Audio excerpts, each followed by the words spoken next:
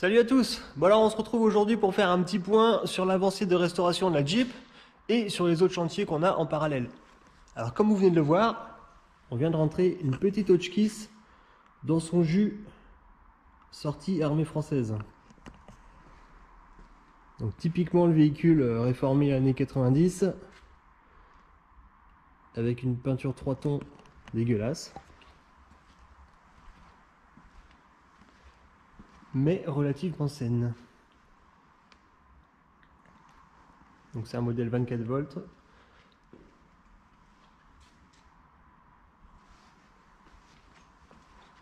Elle est de 1959.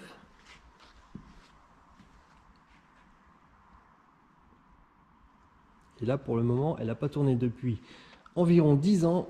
Le client nous demande une remise en marche, une révision mécanique, frein, électrique, un passage au contrôle technique puisqu'elle est en carte grise normale, et ensuite on lui fera une peinture intérieure, extérieure en vert autant.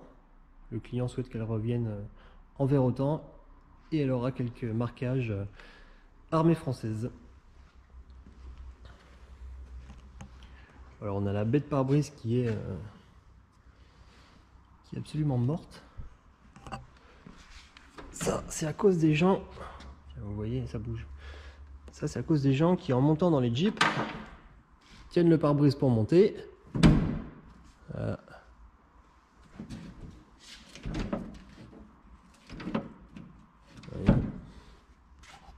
Donc là clairement on a un point de faiblesse, c'est irréparable. On va mettre une baie de pare-brise neuve, ça sera beaucoup plus simple.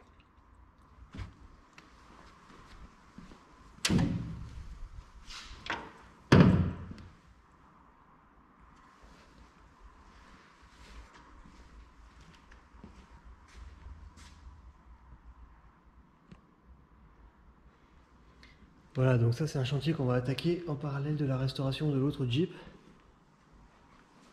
Parce que parfois on est un petit peu coincé quand l'hygrométrie est trop importante, trop élevée. On ne fait pas de peinture, on ne fait pas de sablage, malgré qu'on le fasse à l'abri. Mais bon, on va pas non plus volontairement faire du mauvais travail avec de l'humidité. Donc, lorsque les conditions ne sont pas réunies, on bascule sur des chantiers comme ça. Voilà, bon alors, revenons à notre restauration de Jeep. Donc, la dernière fois je vous la présentais à peu près telle quelle. Depuis, le boîtier de direction a été réglé, barre d'accouplement qui est reliée au bras double, tout ça, ça a été réglé, c'est fait. Le gros du chantier, ça s'est passé sur le moteur. Alors il a été démonté, on l'a passé en révision, on a vérifié pas mal de points,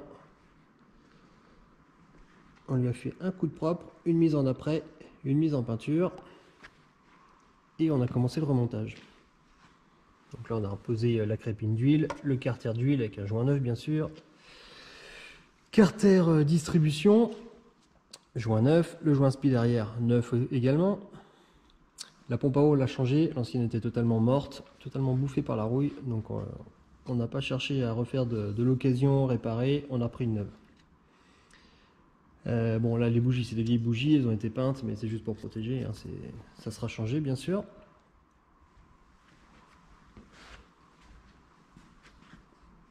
Et on a monté un embrayage neuf. Donc tout ça, ça a été démonté, contrôlé, mise en après, mise en peinture et remonté. On a fait la même chose sur la boîte. Boîte de vitesse, boîte de transfert. Donc là c'est en cours de remontage. Tout a été contrôlé, nettoyé, les joints changés. Il reste encore du remontage, hein, bien sûr, là. Le joint spi là, avec la chape, le couvercle, la fourchette, etc. Mais là, l'objectif, c'était de remonter tout cet ensemble pour pouvoir le remettre sur le moteur. Donc là, ce matin, on va mettre la boîte sur le moteur.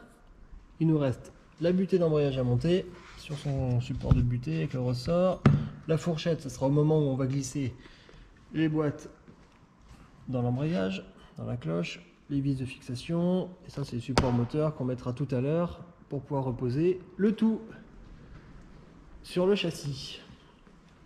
Donc là ça a été préparé au niveau de l'arrière, la traverse est passée en sablage, on monte du cylindre bloc neuf, et voilà, on n'a plus qu'à tout assembler.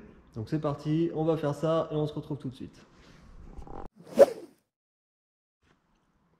Bon, donc désormais, on va remettre la butée avec son support du butée. Là, on a déjà fait l'assemblage.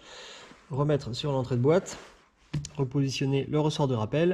Et ensuite, on pourra mettre l'ensemble sur le moteur, sans oublier de glisser la fourchette d'embrayage. Ça, c'est pas le plus facile. Donc j'ai mis un tout petit peu de gras, là, vraiment un tout petit peu, histoire que ça grille pas dans les années à venir. Mais vraiment, il faut en mettre un tout petit peu, parce qu'après on a quand même l'embrayage, il ne s'agirait pas d'aller mettre 3 kg de graisse sur l'embrayage.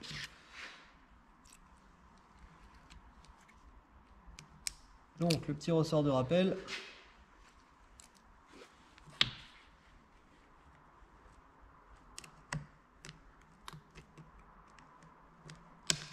Voilà, il est positionné. Alors la butée d'embrayage, c'est quoi son rôle? Donc quand on aura remis ça sur le moteur, on glisse la fourchette d'embrayage. Elle viendra se positionner ici, sur sa rotule. Le boulot, quand on appuie avec son pied sur la pédale d'embrayage via un système de renvoi, on vient tirer le câble d'embrayage.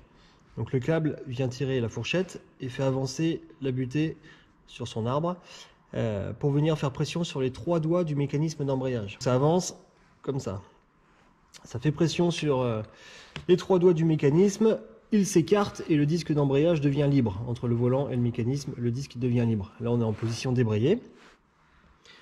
Lorsqu'on relâche, là, elle est comme ça, lorsqu'on relâche le pied, elle repart en position de repos. Le mécanisme vient serrer le disque sur le volant moteur. Et donc là, on vient en position embrayée.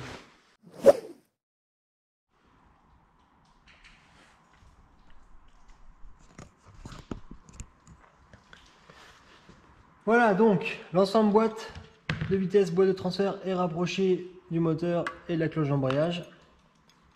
Le plus compliqué, ça va être de positionner la fourchette d'embrayage dont on parlait tout à l'heure. J'ai mis un petit bout de fil de fer, ça aide. Non seulement une fois que la boîte commence à rentrer, ça va aider pour la mettre en pression, mais surtout ça aide si les doigts l'échappent, elle va tomber au fond. Ça évite de tout ressortir, sinon après c'est toujours une perte de temps.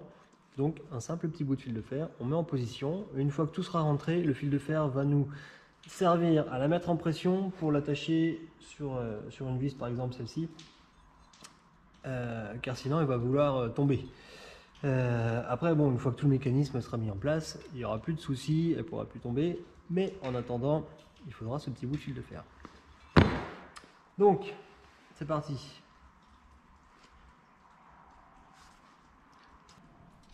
Donc mon petit bout de fil de fer de tout à l'heure, on le fait passer par là.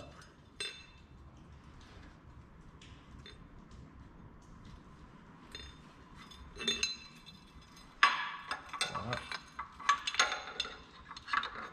Et là l'objectif c'est de glisser la fourchette pour qu'elle vienne se prendre sur les doigts du support de butée et s'enclencher dans la rotule.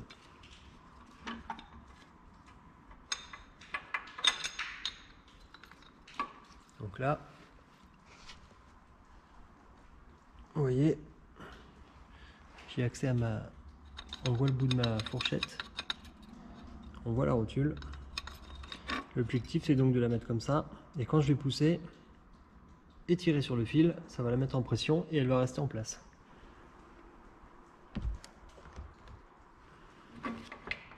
Voilà. Là elle est en place. On pousse ensemble, voilà, et on retrouve mon petit fil. Donc mon petit fil, je vais l'attacher là. Alors le petit fil, il va avoir le même rôle que le câble d'embrayage qui viendra à sa place un peu plus tard. Donc lui, il vient tirer, vous voyez, sur la fourchette. Quand je débraye, ça vient tirer la fourchette qui fait avancer le support de butée avec la butée et qui viennent faire pression sur les doigts du mécanisme d'embrayage. Donc voilà, un simple petit bout de fil de fer et ça nous aide comme il faut. Donc là je vais l'attacher là. Voilà. C'est pas grand chose, mais ça change tout. Et là je suis embuté contre la cloche d'embrayage, donc je vais pouvoir visser. Voilà, bon, on a notre ensemble, on va donc pouvoir reposer tout ça sur le châssis.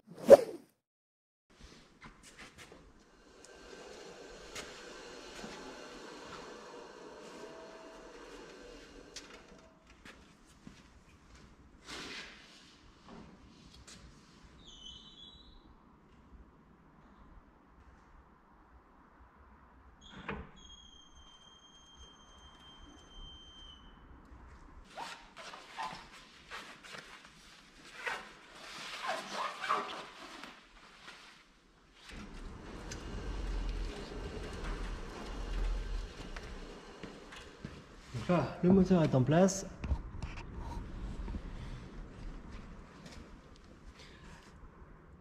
La boîte est sur son cylindre bloc.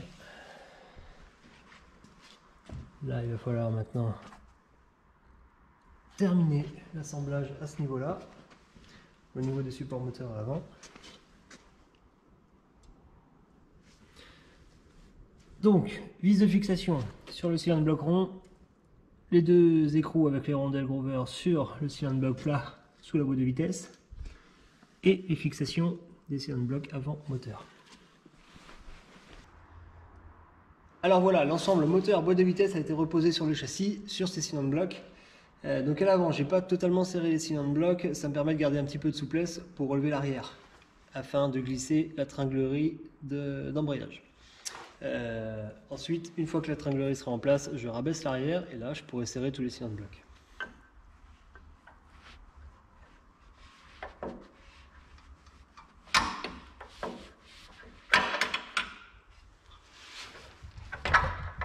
Ok.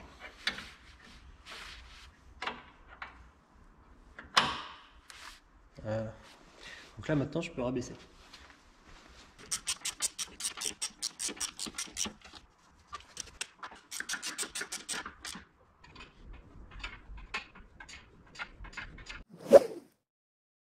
Donc là désormais il reste le câble à monter. Le câble qui va entre cette biellette et la fourchette qui est dans la cloche d'embrayage. Donc on retrouve le petit fil de fer dont je vous parlais tout à l'heure au début de la vidéo. Depuis que j'ai monté la boîte sur la cloche, il me tient la fourchette. Heureusement, sinon elle se serait barrée au fond de la cloche d'embrayage. Donc là, on va monter ça. Bon, ne rien faire tomber dedans. Là, j'ai laissé ouverte. Pour l'instant, je suis prudent, mais ne rien faire tomber dedans. Donc là, on retire le petit fil et on va garder la fourchette en tension. Sinon, elle va tomber et ça va être le bordel.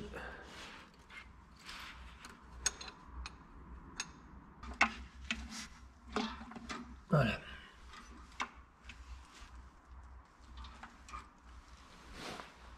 Donc le réglage de la garde qui se fera ici.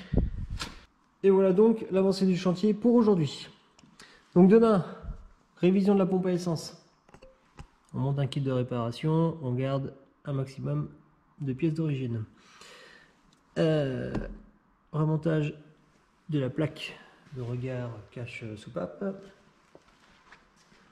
On va s'occuper d'une révision du démarreur, l'allumeur, changer les bougies, monter des neuves, remontage du joint spi de sortie de boîte de transfert avant, remontage de tout l'entraînement de compteur de vitesse sur la sortie arrière avec un joint spi neuf, joint papier neuf, la flasque, les mâchoires de frein à main, le tambour, ensuite on mettra les aires de transmission, le couvercle de boîte avec son levier, la petite plaque de regard de cloche d'embrayage. La caisse a été en partie sablée, c'était pour voir un peu les premiers dégâts. C'est pas un sablage fini on va dire, mais c'est pour s'apercevoir des dégâts. Parce que vous voyez par exemple là ici, c'était pas prévu. Là non plus. Bon là c'était prévu. Donc on va changer tout le plancher avant avec le coffre de réservoir et les oméga qui passent derrière. Ensuite, une fois que ce sera monté, que toutes les soudures auront été faites, elle repassera en sablage intégral. Donc là, bon, le travail a été fait déjà à 80%. Elle repassera en sablage intégral, mise en après, mise en peinture, et ensuite on pourra commencer à faire du remontage sur elle, le faisceau électrique, les conduites d'essence, tous les accessoires autour, les poignées, les catadiopes, etc. Et ensuite, on la reposera sur son châssis. Bon, en parallèle, il y a un petit moteur de Dodge aussi, moteur boîte de Dodge à s'occuper. On a toujours plein de chantiers. Allez, on se retrouve bientôt et on va aussi s'occuper de celle-là. À bientôt!